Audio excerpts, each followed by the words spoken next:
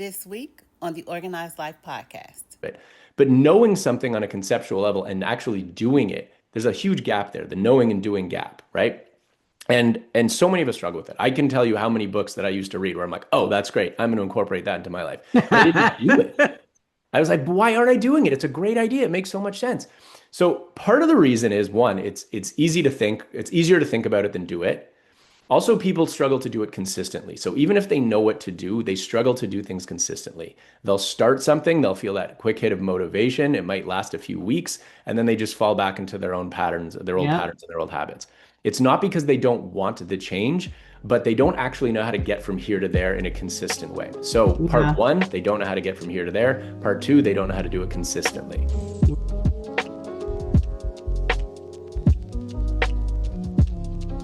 Hey, hey, hey, and welcome to the Organized Life podcast, where we are creating a movement with powerful organizing strategies and systems that save you space, time, energy, and money. I am your host, TakillaRene, the life organizing strategist, professional organizer, and the owner of the Organized Life headquarters.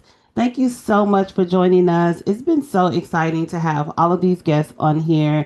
And I'm super excited, especially today, to have my guest, Cory. Cory, welcome.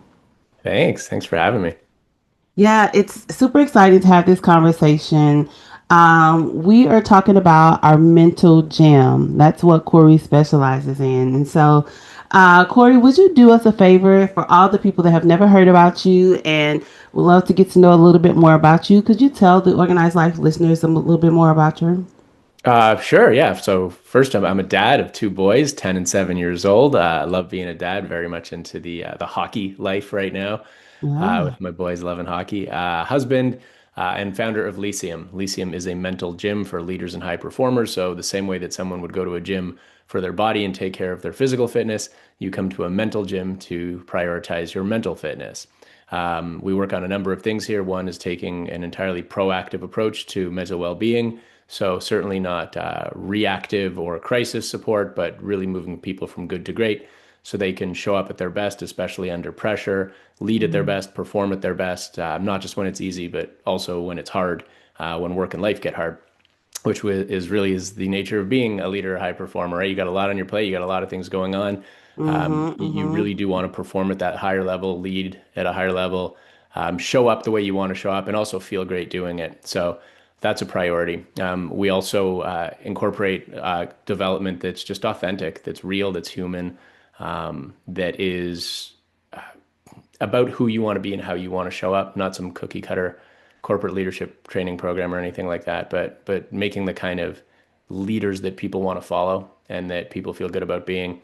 The group environment is absolutely fantastic. Trainer-led group environment, like-minded people Yeah. who are moving in the direction of showing up at their best too, and they want to be around other people who that matters to.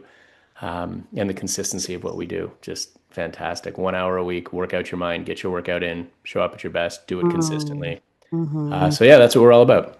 Yeah, that's awesome. So I'm gonna backtrack a little bit because the first thing you mentioned was being a dad. Mhm. And remember the first time we met, I love that picture behind you. So I Yeah. had to bring it up. It's so cute. And Cory was like, I can't hold him like that anymore. No, funnily enough, so just the other day, it was my older son who's now 10. And I was, yeah, I can't do both of them like that Yeah, anymore. yeah, That's yeah, a yeah. lot. But doing one at a time, still able to do that one. So Okay. yeah, they're always excited. Dad, can I get on your back? It's like, yeah, let's do Mm. it, guys. Yeah, yeah, yeah, Um, yeah. That's yeah. fine. Yeah. So you described the mental gym. What does mental fitness mean, and why do you believe that, we all deserve it? Like some attention to our mental gym, our mental fitness. What is it that you like? What does that mean to you? Well, I use the word deserve. I'm not sure deserve it. You choose for sure, right? Mm. People choose it, and it is a choice. So people choose to take care of themselves in any number of ways. And I think of it like a high performing athlete. A high performing athlete, they can't perform at the level they want to if their physical health and fitness is like a 5 out of 10. Yeah. It just doesn't work. Never mind if they like have a broken leg or something like that, right? They need peak fitness to show up at their best. It's the same thing for us. If we want to show up at our best at work, at home, in life, in our communities, our mental fitness needs to be right up there to be able to support it, to be able to support our growth, to be able to support the inevitable ups and downs that we deal with every day and every week and every month. And most of it we don't see coming or don't plan for. Hmm. AI is a perfect example of that. There's a ton of disruption right now, and people are struggling with a lot of anxiety and unknown about it. And that's just one example of what comes our way all the time.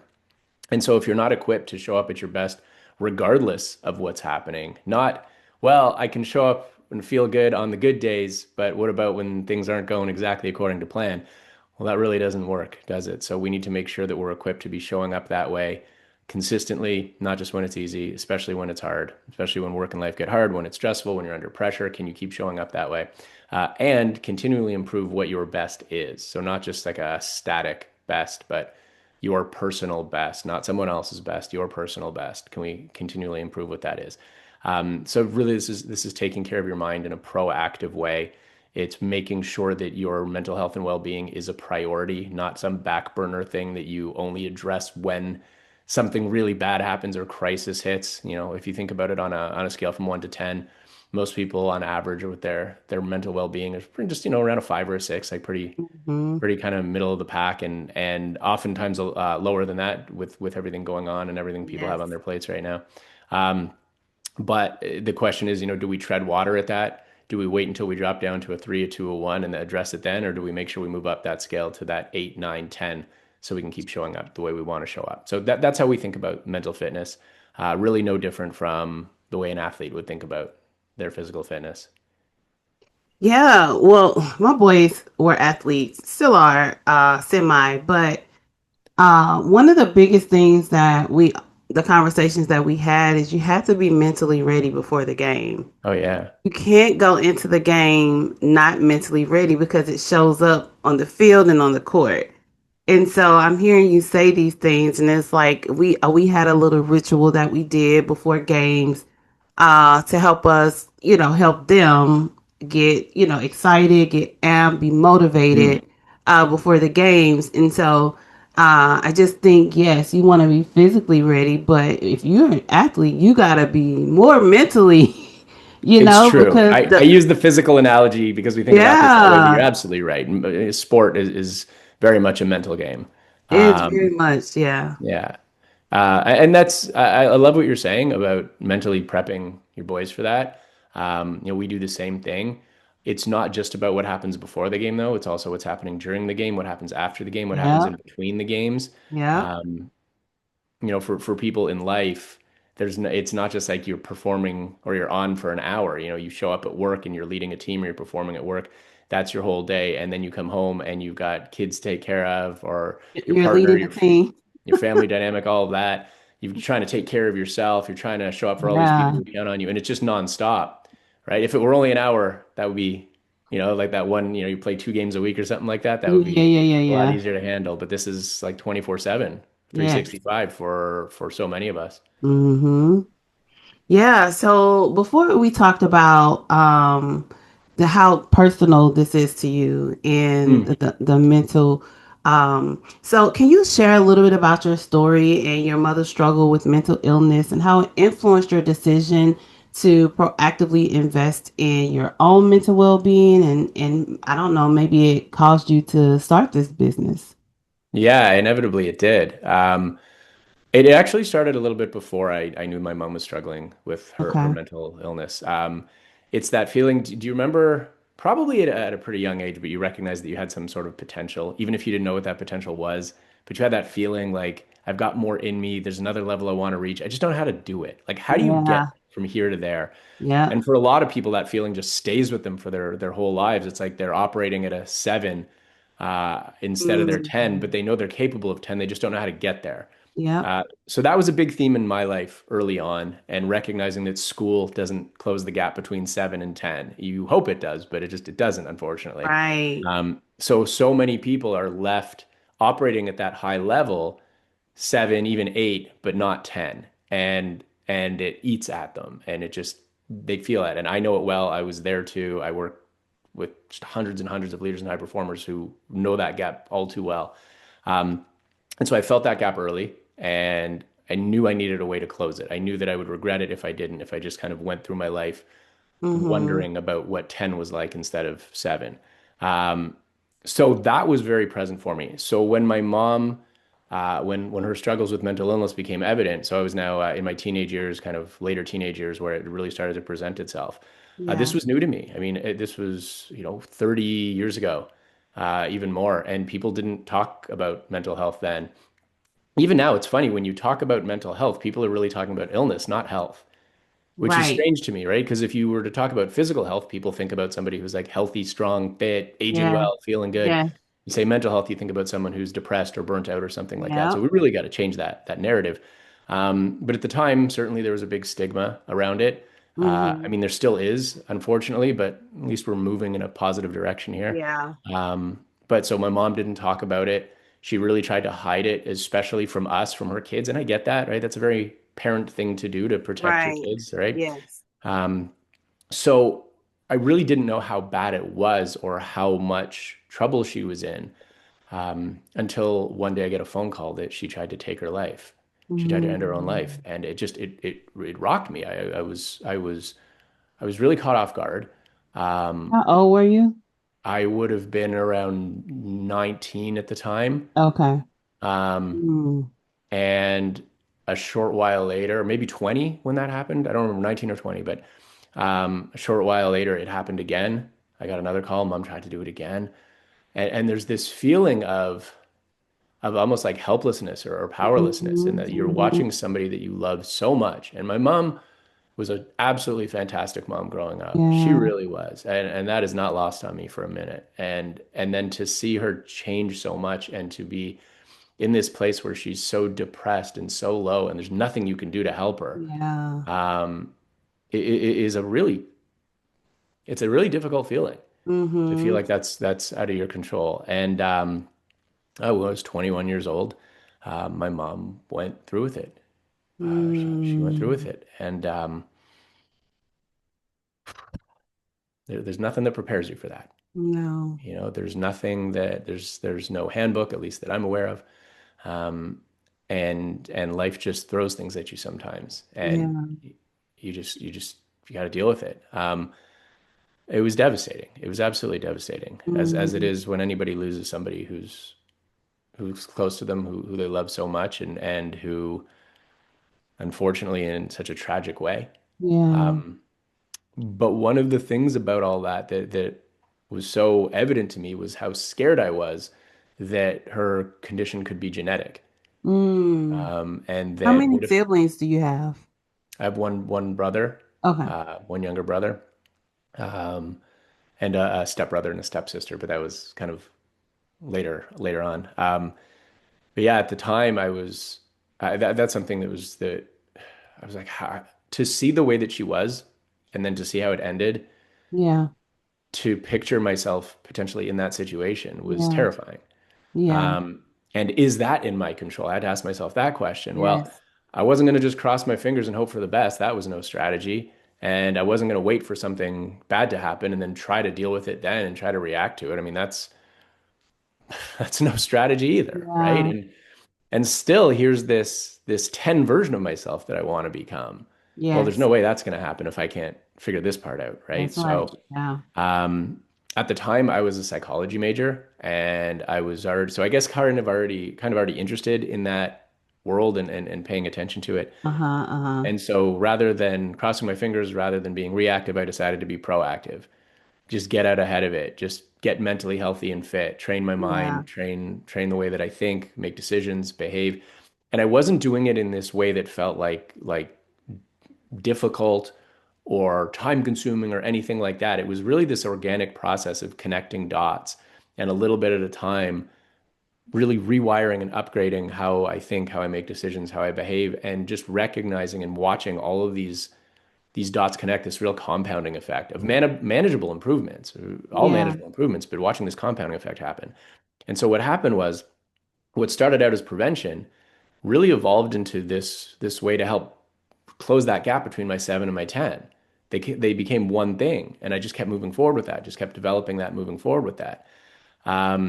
And it was really just for my own benefit. I wasn't thinking about like a larger application of it or how it could Right. impact other people, right? It was just for my own life. I wanted to be happy. I wanted to feel fulfilled. I wanted to live to my potential. I knew that at some point I would want to be a great husband and a great dad and a great leader. Like all of these things were so important to me and make an Right. impact Yeah. and matter, right? And all of these things. And so I just kept moving in this direction. I just kept one foot in front of the other, right? Just again, manageable compounding growth. Yeah. And people started noticing it. They're like, "What have you figured out that we haven't figured out?"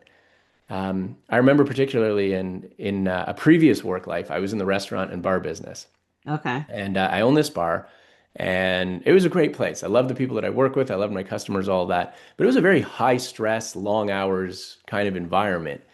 And I was working these really long hours. I wasn't married at the time. I didn't have kids at the time. So, kind of Right. Yeah. Yeah. bachelor Yeah. life, if you will. But um, I wasn't burning out at all. I felt great, actually. And people kept asking me, like, you seem so happy and you seem so calm all the time.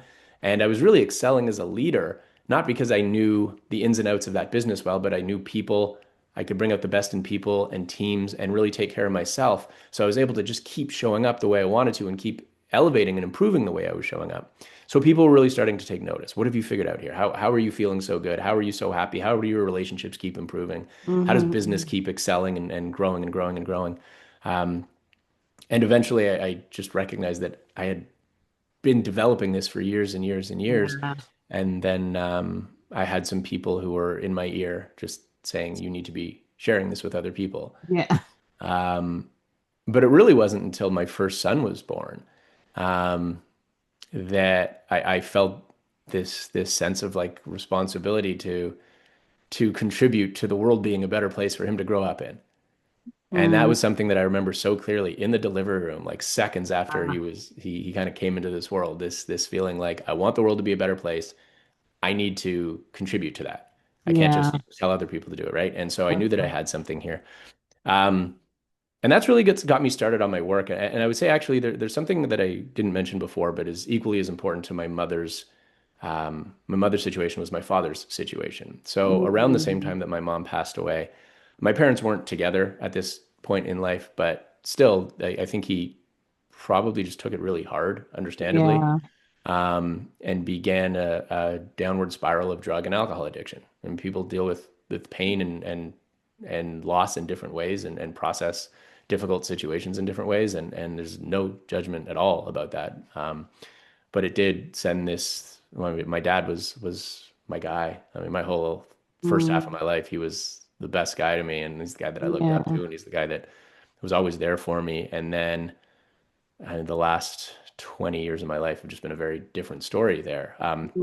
So I had this mental illness on one side with my mom, and I had a Yeah. different version of it with my dad, and I watched his life spiral and fall apart. Like it's so another tragic story. And here I am on both sides. I can't turn out like mom. I can't turn out like dad. So it Oh, really changed my perspective on life about not just who don't I want to be or how don't I want to end up, but if that's the way I'm thinking about it, then who do I want to be and how do I want to end up? I go back to the scale from 1 to 10. When you're at the low end of that scale, when you're feeling your worst, it really gives you perspective to say, well, what's the best end look like? What does that look like? What is 10 like? I want that. So yeah. that's what started that journey, and that's really what led to eventually the mental gym and now Lyceum, working with all sorts of different people around the way, starting with high potential students, high school and university age students, the leaders, the high potentials, athletes, team coaches, then people in business and their teams Mm. and companies and organizations, which is a big focus of what we do now. Yeah. So you often talk about how people think about mental health only when a crisis, Yeah. occurs. So can you tell us what does mental health look like? Like, what does that truly look like? And then what's the difference between mental health and mental fitness? Well, again, it depends how you think about mental health. Do you think about mental Yeah. health like it's just illness or a crisis that you respond to when something like that happens? Because that's not how we think about it. We think Yeah. about it as healthy, fit, feeling great, making great decisions under pressure, thinking clearly, being present and having presence. Um, all of the things that come with that. And with that is an extension, communicate, being a great communicator, improving your relationships, being the kind of leader that people want to follow. And there are a whole lot of things that go into that, like skills that we need to, not just tools, right? You can get tools anywhere. You can Google tools and you can ask GPT, like, give me a list of tools, give me a list of things to focus on for my mental health. Well, we know that information isn't the problem. In fact, so many people that we work with, they've read the books, they listen to the podcasts, they've done coaching in some capacity or therapy in Yeah, some yeah, capacity, and they've tried all these things, but it hasn't gotten them where they want to go. yeah. And so much of that is there's a lot of knowledge and information and theory, but where's the practice and where's the integration? So when we talk about the difference between health and fitness, well, again, I think of them as the same thing. Illness is different. Health and fitness are in a different category altogether. Mm. But it really is about practice and integration. Do you make a mentally healthy and fit lifestyle just a part of who you are and how you show up day to day? It's not the kind of thing you do once in a while. It's just a lifestyle, the same way that people exercise or go for walks or eat a certain way, like watch what they eat or sleep. It's a lifestyle. The Make actions this a that we lifestyle take, too. the actions that we take, The consistent actions that we the take, not consistent. not just the one-off actions, right? There It's you like, go. Yeah. right? You can go to a seminar or take a course. Many people have. Right. Then what? What happens Yeah. next? What happens after that? That's what's important. So I remember that. I used to go to these weekend workshops and seminars and things, like a Saturday, Sunday, and you feel like Mm-hmm. you're on top of the world and you're gonna, come Monday, it's gonna be a new me and I'm You're gonna gonna crush it. conquer the world. And what happens on Monday? It's right back to the way it was before, right back to your old habits, Yeah. right back to your old way of thinking and making decisions and behaving. And then the results are the same too, right? You're operating at a good but not great level at that 7, but not your 10. Um, and it's frustrating because you want to close that gap. So when we talk about the mental fitness side of things, it's recognizing that one, there's just a ton of benefits in and of themselves in being mentally fit. But also as you're growing as a person, and this is why we do these things together, as you're growing as a person, a better leader, a better teammate, a better parent, a better partner, a better you, as you're doing that, if your mental fitness isn't at the level that supports your growth isn't sustainable. Because again, when things get hard, when life gets challenging, when life happens, it's just going to knock you back down. So your growth can't be continual. Similarly, if you're working on your mental fitness and your mental health might be at a great level, but you're not growing, then you're missing that huge opportunity. Yeah. So you need both. You need that continuous growth that you keep improving who you are and how you show up and who you could become. And you need that mental fitness piece to make sure that it's sustainable and you can keep showing up that way and keep raising who your best is. They go together so incredibly well. And one of the reasons that people struggle to reach the levels they want is because they're choosing one or the other. But you don't choose one or the other. It's both. You need both. Mm. Why do you think that people struggle to turn the knowledge into action? It's hard. Like it is. Like I know this from firsthand Drop experience, the right? It's mic. like That's it. It's just hard. it's hard. Yeah. I remember I'll use like a physical fitness analogy. So like every single person knows it's important to exercise, to eat well, to sleep well. Like everybody knows these things. There's not a Right. person alive who's like, no, I never heard that before. So we Yeah. all know that. There's a bazillion studies showing the importance of all of these things, and like these are like core components for everybody to incorporate into their lives. There's a million tips and tools for growing a business and making more money and like all the things that you want to learn how to do, you can find all the information out of it. But knowing something on a conceptual level and actually doing it, there's a huge gap there, the knowing and doing gap, right? And so many of us struggle with it. I can tell you how many books that I used to read where I'm like, oh, that's great. I'm going to incorporate that into my life. But I didn't do it. I was like, why aren't I doing it? It's a great idea. It makes so much sense. So part of the reason is one, it's easy to think, it's easier to think about it than do it. Also, people struggle to do it consistently. So even if they know what to do, they struggle to do things consistently. They'll start something, they'll feel that quick hit of motivation. It might last a few weeks, and then they just fall back into their own patterns, their old Yep. patterns and their old habits. It's not because they don't want the change, but they don't actually know how to get from here to there in a consistent way. So part Yeah. one, they don't know how to get from here to there. Part two, they don't know how to do it consistently. So Right. that's huge. The other thing that happens here, and I see this a lot too, is people learn isolated skill sets or isolated tools. So I'll just use an example. Something I hear a lot from organizations is we need our people to be better communicators. We need them to be able to lead and communicate with their teams and build trust and give feedback and receive feedback and all these things that are just so important to managing and leading. So they're saying we're going to get them a course on communication. Well, communication is one specific isolated skill. It's kind of like telling somebody, I don't know, I mentioned my boys play hockey. So it's kind of like saying to somebody, I'm going to give you a hockey stick. It's a great tool. You can't play hockey without this tool. And it's like, great. Now what? And they're like, well, Now what? I'm going to tell you exactly how to be a hockey player. I'll tell you exactly how to do it. Okay, you can tell me all of these things, but that's not going to make me a better, it may make me like a tiny bit better. Maybe I can take like one little nugget out of what you taught me. And then I'll say, well, you know what? Spend the weekend with me. I'm going to show you exactly how I became a great hockey player. Mm. That's not going to make me a great hockey player, though. Again, it might make me a tiny bit better in one specific area. But then what we're saying, if I go back to this communication piece, it's kind of like I'm only teaching you how to shoot the puck, but I'm not teaching you how to skate. I'm not teaching you how to pass. I'm not teaching you how to play Ah. defense. I'm not teaching you teamwork. I'm not teaching you position. There's so many parts that go into being a great hockey player, right? So if you have somebody on the ice and all they can do is shoot, but they can't pass, they can't skate, they can't do anything else, they're not much of a hockey player.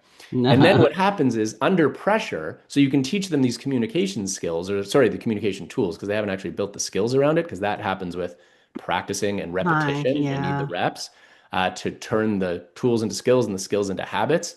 You also need the mindset that goes with that. If you're missing the mindset, these things don't stick. So you're Mm. teaching these isolated tools, and then when they're under pressure, when they're under stress, they just revert back to their old way of doing it. So Ah. that doesn't work. It doesn't stick. What you need is a full understanding of who you want to be, how you want to show up, to have the mindset, to have the habits, to understand what goes behind not just the communication, but how do you need to be showing up before you can communicate that way? Why is it important? Like, why is trust so important? Why is it so important that we have trust? What's essential to trust? Honesty? Great. So we have to put that first too. Also, people have feedback conversations. They take things so personally. They get offended, they get triggered, they get defensive. Well, you can't communicate that way. Communication breaks down. So now we also have to learn how to not take things personally. One of the Mm. most essential life skills that anybody can learn, and most people take things personally still, right? So all Yes. all of these things need to go into it. So that's why I learning having a like one idea or one concept or one here's what I want to work on is great in theory, but it doesn't translate into to lasting change in people's lives, and it doesn't become an actual part of who they are. Mm. I say if that's the case, then what's the point, Yeah. right? Like, why don't we just learn how to do it right and make it a part Yeah. of who we are and show up that way consistently and be these great communicators that we want to be? So let's do it properly. Yeah, that's good. So now's the time. I don't know if you remember where we flipped the mic. We talked about it before. Sure. You ready? It's that Yeah. time of the show. So you get an opportunity to ask me a question about organization, podcast, really whatever. It doesn't matter. So we kind of talked about it before, but do you have a question that you would like to ask me? Yeah. So I'm curious because you asked me the question, why do people know things but not do the things or not do them Yeah. consistently? I would imagine that most people know it's their lives would be improved if their home was organized, their life was organized, but struggle to actually do that. Mm-hmm. Why do they struggle? What's the knowing doing gap there? Ooh, I don't know if this is shallow, but for me, I just see so many excuses. Hmm. Like it's just oh, I had this, that. So if I go with them and do the thing physically, like I go to people's houses, like we're doing the thing, right? Because of Right. the accountability. But when I'm coaching people like virtually and they have to complete tasks in between, they come back to the call a lot of times the same way that we left the Hmm. last call. And I am struggling to figure out where's the gap? What are we missing? Because there is checkpoints in between, Hmm. right? How's this going? Did you do A, B, C, and D? And then there is, oh, I'm going to work on it today. Sure. And then they come back 2 weeks later, a week later, whatever the case may be. Oh, I didn't get it done. All this happened. It rained really hard. I could, all Yeah. these excuses. And I'm like, Lord, I really am struggling with some of my clients to get them from here to there because it's like, okay, I can't do it for you, right? Mm, I mean, I could. You would just have to pay a lot more money. sure. However, what is it that is going to take to get them actually motivated to do the things because they already know that needs to be done? So I don't know that I answered Absolutely. your question. But listen, I'm on the struggle bus with some of my clients. Some of them are self motivated and they'll do, but there are some that it's like, girl, this we you said the same thing last week. For 4 weeks, you have not created this menu. You want to live a healthy lifestyle. You want to make sure you have snacks to eat, and not go to your shows or events hungry.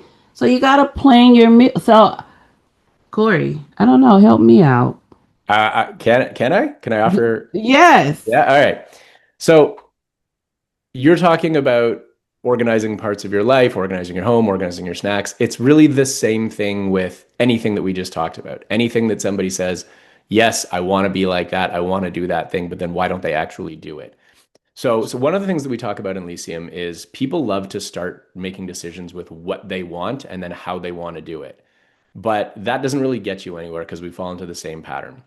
Where we need to start with is who do I want to be and why does it matter? So, which version of myself do I want to become and why does it matter? This has absolutely nothing to do yet with an organized life, with exercise, with meditation, with high performance, none of those things. You help people really start to identify with this version of themselves that they want to be. We call it that 10 version of yourself. And 10 isn't perfect. It's not grinding. It's not working harder. It's not burning out. It's none of those things. It is showing up at your best, leading at your best, performing at your best, doing it consistently. And again, feeling great doing it, making sure that you don't burn out. But until you understand who you want to be at the core and actually see yourself becoming that version of yourself, and until you understand why it actually matters to you for yourself, for the people you can impact, for the contribution you can make, anything you want to achieve or accomplish, like on and on and on here, until those things are rooted in how you think and how you make your decisions and how you show up day in and day out, integrating any specific skill set or task, I should say, because this is kind of more task focused, is so much harder. Yeah. Nothing's actually changed in them. The only thing that's changed is I want this part of my life organized, but I'm the same person trying to do it. So if you're thinking and making decisions like a 6 version of yourself would or a 7 version of yourself would, you're going to keep thinking and making decisions like a 6 or a 7 version of yourselves would, and then you get 6 or 7 level results. That applies to a 2, that also applies to a 10. So if you want to get 10 level results, you've got to think and make decisions and behave like a 10 version of you would. But you can't skip to the behavior part without upgrading the thinking and decision making part. This is Yeah. why people struggle so much. But this is also why when they do upgrade that part of it, then the things that they want to do, like in this example, like I want these things being more organized, you don't even have to specifically teach them how to do it. You just kind of give them some loose guidelines and then they do it Yeah. because that 10 version of themselves does it this way. And so you see Mm. people making these changes that they want to make over and over and over again. Um, like I'll just use the exercise example. We see people taking amazing care of themselves in Lyceum, but we don't teach them how to exercise, right? It's just Mm. something that their 10 selves would do, and they Gotcha. understand that. And then so they just start doing it organically. Yeah. Um, you talked about the people, some of them are motivated, some of them aren't. Most people, myself included, if you rely on motivation alone, it's fleeting. It doesn't Yeah. last. Motivation is very short term, right? Yeah. Yay, I want to do this thing. Oh, this thing got in the way. Oh, life Yeah. got in the way. Oh Oh, I'm yeah. busy. Oh, I'm It this thing. Oh, I'm rained that thing, right? outside. It rained outside, right? Like it rained. So you see how if you want to find an excuse, it's there. If you want to find a reason not to do something, you don't Listen, have to look they very are far. readily available. Yeah. So we're really big too on it's not about what's happening or what happened in your life or the circumstances. It's about who do you want to be? How do you want to show up? That's the question you want to ask. So when these things do present themselves, and they always do. Life is challenging, things come up. You know how you want to approach them, and you're going to do that as Yeah. your 10 self. Then, then they're going to take the action you want them to take. Yeah. So I guess the what I was missing was how do you want to show up? Um we kind of talk about who do you want to be. So we talk Mhm. about like your why, right? You got to talk about Yeah. the why. And then we also talk about what would this if this happened, if we got organized, what would that create for you? What type of life would Nice. that provide for you? So we talk about those things. But I guess I maybe need to word it a little bit different and probably sit in a little bit longer than I've been doing because in order to get some different results, I got to shake it up a little bit because Mm. we aren't with some of my clients, they're all different, right? So some of them we aren't getting the results that we actually what I believe we should be getting. Even in a 2 week span, I'm not giving you like you don't have to complete the whole house, but there are some small tasks that we want to accomplish in order to achieve the goal. So Yeah. you gave me a lot Alternatively, to think just about. I was going to say, alternatively, just go with what you said before about you just do it for them and charge a lot more, That's what I'll right? do. I Like, mean, I do that, but yeah. I mean, I get that for people who are just like super busy. And it's not an yeah, excuse. It's just a priority thing. They recognize this is something that's important for them to do, but they tell themselves they don't have the time to do it. yeah, We always say, you don't have time, you make time for the things that matter most to you. But this might not be a priority. It might be like number 5 on the list and it keeps getting bumped down, but they know that they want it done. So it's like, I don't know, cleaning our house. Or we have somebody who comes in and cleans for us. And the reason isn't that we are physically incapable of doing it. It's just we have all these other things that we've prioritized and all these other right, things that are packing our schedule that we're choosing. We're like, no one's making us do that, but we're right, right, choosing right. it and Yeah, recognizing that, say that 4 hours a week cleaning the house, we've got something else for those 4 hours to do. So I could see it being phenomenally valuable for somebody to say to you, hey, I know I need this done. I want it done, but can you do it for me? And you're like, yeah, yeah, I can yeah. do it. And I'll probably do a better Absolutely. job. Absolutely. One of my clients that I have now, I actually did her entire house. Mm. And what the conversations we're having now is how to maintain it, how to get the children involved, how to get buy-in from the Oh, family nice. members. So we're going to another level. And, in some areas, the kids are not keeping the place the way that it was when I left, right? Shocking with kids, right? Yeah. So it's a different level of coaching aspect there. So yeah, she paid me a lot of money. I did her entire house, and then now how do we maintain this? How do we get the kids involved? So it's very fun, and I don't know. Yeah. I, Or how does she bring you back every month, 2 months, or whatever that frequency is? more money. Hey, it's valuable to Yeah, right? It just depends on who you're selling it to and how they yeah, value their time. yeah. I was just reading an article on people who pay $150,000 a year to someone to just organize their social life. And it's like, hey, if you've got the money and it's important to you, why not? Like that sounds like a great job for somebody who Yeah, loves yeah, organizing social lives, right? right. So it's really just about who are these people and how much do they value having that organized space, that organized life, especially if they recognize like I think of it in some ways, not just like someone who comes and does it for you, but I think about like a trainer when you go to the gym, right? Some people will go to the gym and exercise by themselves, but there's a reason that trainers exist. There's a reason that like group classes exist because there's somebody who is holding you accountable. You're showing up, you're doing the work, you're not just coasting off on your own. I remember the huge difference it made when I went from exercising on my own to joining like a group fitness class. I used to go to Yeah. CrossFit and I was like, wow, this is so different. In fact, that inspired Lyceum, this idea of you go to a gym Ah, for your body, why aren't you going to a gym for your mind? Um, but you talked about the accountability. You talked the consistency, the accountability, the guidance, the community. All these things are massively important. And when you take those out, it just makes it harder and harder and harder for people to actually do the thing and integrate it themselves.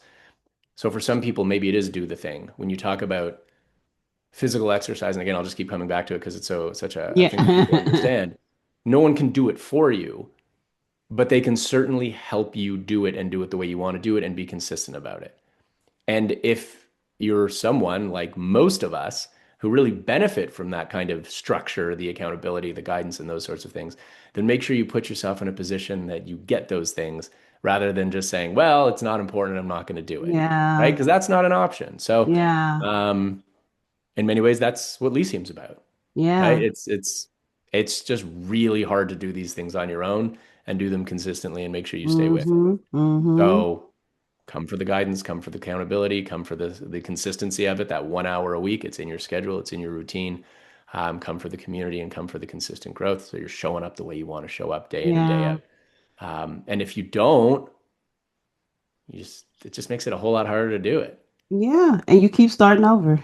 You keep starting over, and you keep starting from that same place too, right? Yes. Starting over from the same place instead of starting over, even if you're starting over, but from a better place, that's great. But if you keep starting over from the same Right. place, Yeah. like, Yeah. Yeah. Yeah. Yeah. Yeah. Yeah. so yeah, I feel you on this one. The world is filled with people who say they want something and they do, They do. but they just don't want to put in the effort to make it They happen. don't want to do it. Yeah, they don't want to do it. So make it easier for them to do it, Yeah. right? What are some signs that our mental fitness may need attention before we get into burnout? Yeah, it's a great question. So I'm speaking kind of from the lens of a lot of the people that we work with. Again, the leaders, the high performers, the people who have And a that's lot of who influence. mostly my audience is too. Yeah. So, yeah. Okay. Perfect. Um, they're stressed. They're likely carrying around some level of anxiety. They're tired, mentally tired, emotionally tired, maybe exhausted, but not always. And they're not the people that we work with, they're not burnt out, but they're creeping towards it. They can feel themselves like edging in the direction of burnout. When you feel that way, what happens is most people say, I can power through this. Mm-hmm. I can keep powering through this. I can keep doing this. Like, and they're like, I have to, right? There's Yeah. this like, I've got all these people who count on me. I've got my work to do. I've got my family to take care of. I've got all these things going on, and I've got to power through. But they're just draining themselves, draining themselves, draining themselves, and they're not showing up the way they want to. They don't feel the way they want to. They recognize they're not leading at their best or performing at their best. They're not present with their families they want to be the way they want to be. They're not sleeping as well as they want to sleep. Like all of these things, there's so many small signs rather Yeah. than one big one. When there's one big sign, it's often too late. You've burnt Yeah. out. You're depressed, Absolutely. like something like that, right?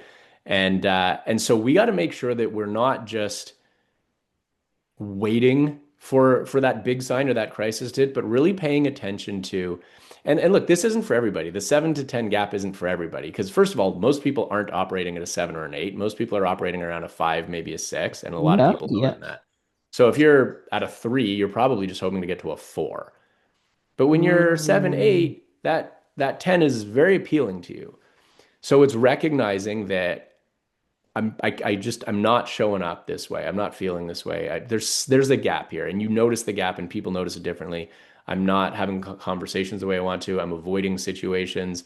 I didn't handle that thing the way I wanted to. I'm being reactive instead of thoughtfully responsive. My decision making under pressure is struggling.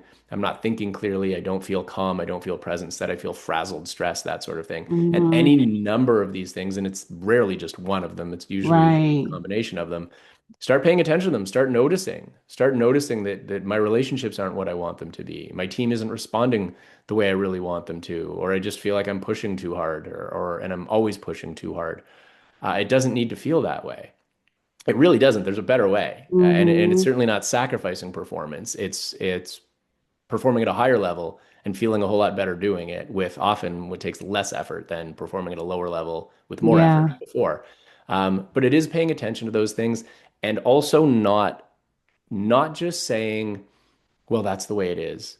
And that's the way everybody else is doing it. Because it's true. Like most people are just powering through. And then they Mm-hmm. look at other people doing it and they're like, well, they're powering through, they're powering through. I've got to power through. Yeah.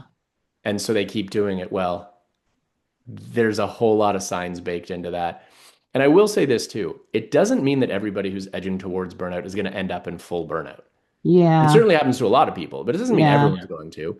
But if you're operating at that like tired, stressed, mentally and emotionally fatigued, and carrying around this anxiety, like if that's you hear people sometimes talk about how like, well, I have better days and I have worse days. Well, sure, everybody does. We're human. But Right. what's your Yeah. normal? What's your typical? Are you typically stressed, Exactly. anxious, tired, burning out? Because if you Yeah. are, don't just look at that when you went to Mexico on vacation or something and you're like, oh, I felt way better then. Well, Oh sure, yeah. anybody can do Yeah. that. What about your normal everyday life? So, what's your normal? What's your typical? And if it's not what you want it to be, pay attention to that because I can assure you your mental fitness isn't where it needs to be for you to be the way you want to be, show up the way you want to show up, be the kind of parent, partner, leader, teammate you want to be the kind of you want to be, especially when you look yourself in the mirror and be like, yeah, like that version of me. I'm proud of who I'm becoming. That's what we want.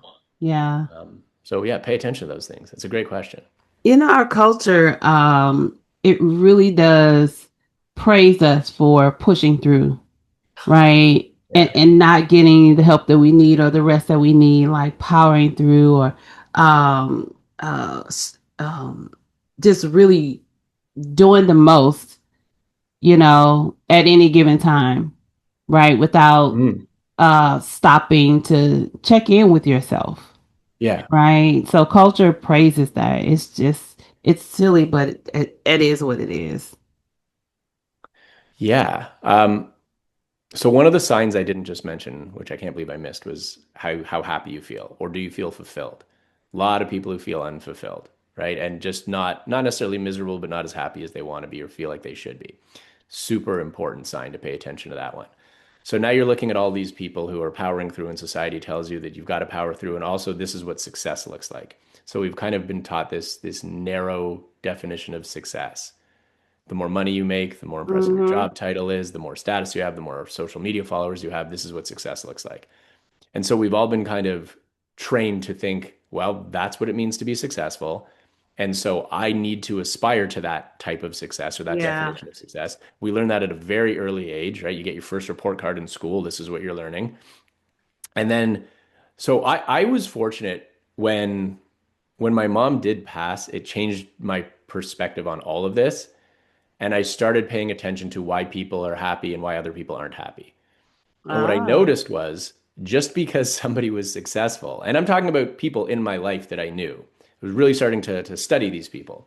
Just because somebody was successful by that typical definition of success didn't mean they were happy and it didn't mean they No. felt fulfilled. And that doesn't mean that I didn't also know people who were very successful financially and were very happy, but just one Yeah. didn't equal the other. That's right. Right. And so what I started paying attention to is if I do the same things as all of these people are doing, well, then I'm going to get the same results. Yeah. So if I keep chasing that definition of success and I keep spending my whole life doing it, tired, working my butt off, burning out for that definition of success, and I get it, and I meet people like this all the time. I get it. Well, now what? I'm not happy. I don't feel Mm-hmm. fulfilled. I have a nice bank account and I have a great job title and I drive a nice car, but like I don't feel fulfilled. Yep. Um, or my relationships aren't what I want them to be, or my health isn't where I need it to be because I've sacrificed all of these things in pursuit of my next big paycheck or something like that. Mm-hmm. There's a lot of societal comparison that comes into this, right? Like I got to keep up, I got to look good, I got to measure up, I got to fit Yep. in, I want to be liked, I want to be accepted. Tons of that pressure. Imposter syndrome is a very big, real thing with Yes. people. Um, but all of this just puts this pressure on people to keep chasing this definition of success when really the very first thing we need to do, and I encourage people to not make any decisions in their life about anything until they've answered this question, is what does success actually mean to you? Like what is your Mm-hmm. measure of success in life? And if you can boil that down, we call it your X in Lyceum. It's like an equation, A plus B plus C equals X. This is your Ah. X. If you don't clearly define your X, then don't make any other decisions until you do. Mm. Um, because it's not that the equation that you're living by is necessarily bad or wrong. It could be Yeah. incomplete. It could be off a few degrees, like it's somebody else's, but it's Yep. not your own. And if you want to be successful in your life, then it's got to be by your definition of what success actually means and why it means that way Yeah. to you. Once you do that, once you calibrate that equation for yourself, decision making becomes so much easier and more fluid. And you recognize that there are decisions that you're making in life that maybe don't line up with your equation. And that doesn't mean you're going to like quit your job and leave your family and move to some deserted Right. island or something like that. Not at all. But little tweak here, little adjustment there, a few Yeah. improvements, and all of a sudden things align a little better for you or a lot better for you, and life gets a whole lot smoother. So we have this saying in Lyceum, we talk about this in a lot of our workouts where we say if you're going to live your 10, you got to be really careful about following the lead of people who are living like at a 5 or a 6. Yes.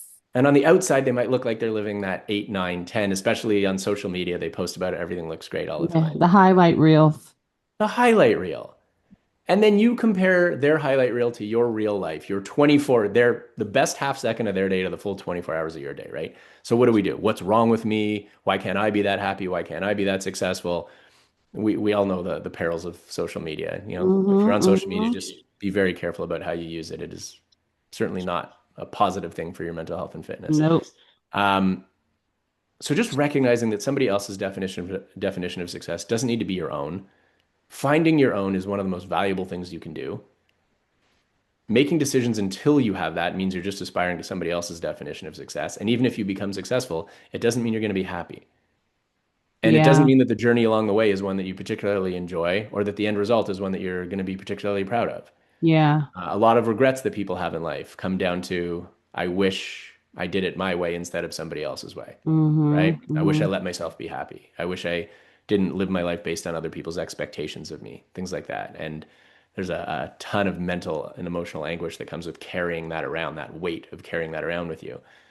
So yeah, let's move past the here's how other people do it who aren't at their 10, and let's pay attention to how to show up at your 10 and how to live your life in a way that is your personal 10. Yeah. That's what we want to pay attention to. Oh, that's so good. So I had this final question. I think you kind of answered it, but I'm going to ask it anyway to see if you give me a different answer. Sure. So if someone is listening today and they want to become the best version of themselves, but they don't know where to start, Cory, where do we start? Yeah, so there's two questions that you want to ask yourself and answer, and take as long as you need. There's no like you need an instant answer. Spend time with it, examine it, you can talk to other people about it. But the first question you want to ask yourself is, and I won't get too in depth on what 10 could be for you, but in a very simple way, if 10 does mean, again, not perfect, it is your personal 10, if it's not a destination, but it is a direction that you're pointing yourself in. So it's not like I need this thing in my life, I need this much money or this much house. It's not, again, a destination, but we're pointing ourselves in a direction. We're moving in a direction. And that direction is showing up at your best, performing at your best, leading at your best, feeling your best while you're doing it at work, at home, in life, not just when it's easy, but especially when it's hard. So we're talking about making decisions at your best, thinking clearly, having great communication, building incredible relationships, having that real life resilience to handle and manage the ups and downs and be able to adapt and keep showing up, sustainable performance, and feeling happy and fulfilled as you do it. Think of that as your 10. What's the direction you want to be moving in? Mm-hmm. Is it 10 or is it a different direction? Because if you say it's actually a 7 or an 8, I would question that and I would say you're probably saying that because somebody else's definition of 10 isn't what you want. Mm. Why wouldn't you want your own personal 10? It just means maybe you Yeah. don't know what it is yet or how to get from here to there. Don't worry about that part yet. Right. Don't worry about that part. Just 1 to 10. What's the direction you want to be moving in? Again, 10's not perfect. Don't worry about perfect. It's progress, it's direction. Yeah. So that's the first question. Scale from 1 to 10. What's the direction you want to be moving in? Because I can assure you, if you're pointing yourself in the direction of a 7 or an 8, it is a very different outcome than if you're pointing yourself in the direction of your 10. The next thing I would ask, and yes, this is what we talked about before, is your personal X. What is your personal X? If I asked Okay. you, what does success mean to you? Or what do you really want out of life? Like what's most important to you in life? Or if you're a parent, you can answer this like, what do you want for your kids? Yeah. And if you had to, again, spend as much time as you need, we have a process of figuring this out in Lyceum and working through this, but you can do at least some of this on your own. You're going to start broad. You're probably going to name a whole bunch of things that are important to you, but then start narrowing it down, narrowing it down, narrowing it down until inevitably you get to something like as simple as my personal X is happiness and fulfillment. The thing that I want the most in life is to be the happiest and most fulfilled person I can be. Great. Now, what's the equation that's going to help me do that? Well, we have our Right. equations in Lyceum. We have our frameworks that we use. Um, Now, I'm not going to live my 10 without my mental fitness being top notch. I'm not going to live my 10 without continual growth and consistent growth of who I am and how I show up as a person, becoming that best version of me. I'm not going to be able to do it without a sense of contribution or why or what I want to achieve or accomplish and how it's impacting other people. I'm not going to do it without those other people, without those relationships being 10 level relationships too. So you really start to figure out what's required to do these things. And then once you figure that out, you can start to figure out, okay, what do I need to do? What position do I need to put myself in? What supports do I need to accomplish that? But none of that right now. First thing, scale from 1 to 10. What direction are you pointing in? Yeah. Second, how would you define your X in as simple, a few words, one sentence, maybe it's one word. And if you can answer those two questions, you're in a fantastic place to start. That's awesome.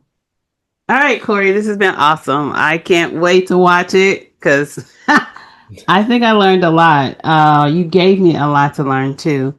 So Cory, tell the Organized Life listeners where they can find you, how they can connect with you, all the things where we can stay connected. Yeah, if you're on LinkedIn, I am on LinkedIn. You can connect with me on LinkedIn. By all means, do that and follow along.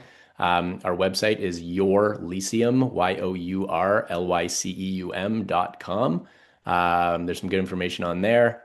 You can book a call if you want. I highly recommend booking a call just to actually speak with somebody about who you are, what you're about, what you want, and see if Lyceum is a good fit for you. Not just an individual, but as a team, as an organization. Again, we do a lot of work with teams and organizations as well.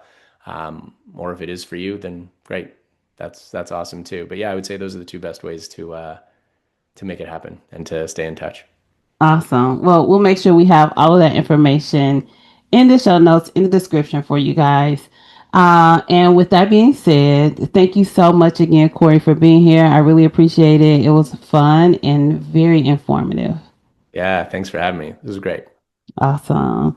And for the Organized Life listeners, if whatever strategy or system you're putting in place is not saving you space, time, energy, and money, you want to rethink it, revisit it, see what's working, see what's not working, do more of what's working for you, and eliminate some of the things that are not working. And until next time, ciao.